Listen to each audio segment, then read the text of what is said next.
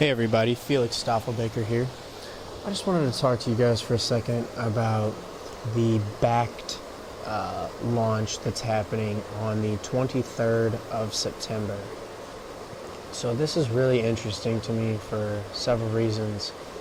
One of the reasons is we look at EOS, and EOS has a 1.8 version upgrade scheduled for the 23rd as well. A lot of the same people who are invested into Block One, the company that created the open source software that is EOS, they are all invested into Bakkt as well. So people like Novogratz, people like Alan Howard and Peter Thiel, even Louis Bacon, like those people have been invested into Block One, bought Block One shares, been involved in buybacks as far as rotating in and out of Block One, not in and out, just in and then out. Buying, as far as like providing opportunity for the technology, I think Peter Thiel and those folks, even Novogratz, they're providing traditional market insight into what needs to go into the blockchain side of things.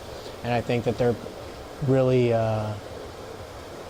basically providing the legitimacy that they need to be able to bring crypto to mass adoption. And it's just so interesting to me that all the same players that are invested in Block One, which is behind EOS, is also invested into this Bakkt launching. And what's interesting about the Bakkt launching is the people who own that also own the New York Stock Exchange.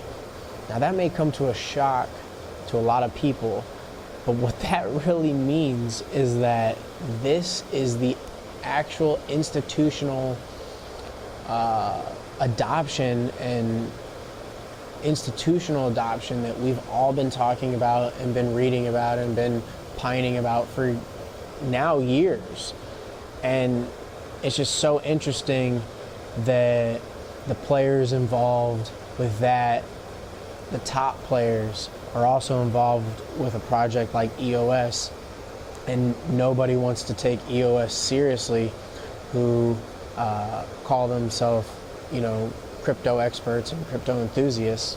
And I'm a Bitcoin maximalist all the way, but I do believe that there will be a smart contract platform, basically the new Web 3.0, and then Bitcoin will be running on top of that. And so it just goes to wonder, we still have to see something like EOS Finex come to fruition from Block One.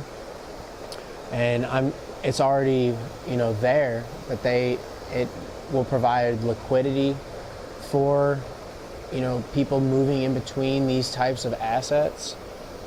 I just think it's really crazy that we're right on the precipice of all of this being launched, and it's all happening at the same time.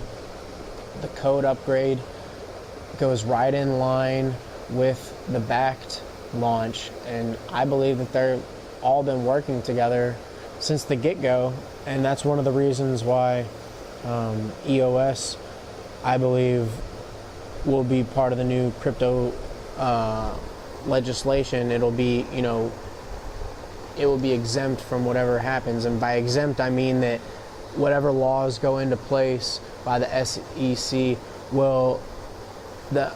everything Block One has done will already be in compliance with that, because they've been in talks and discussions since the beginning.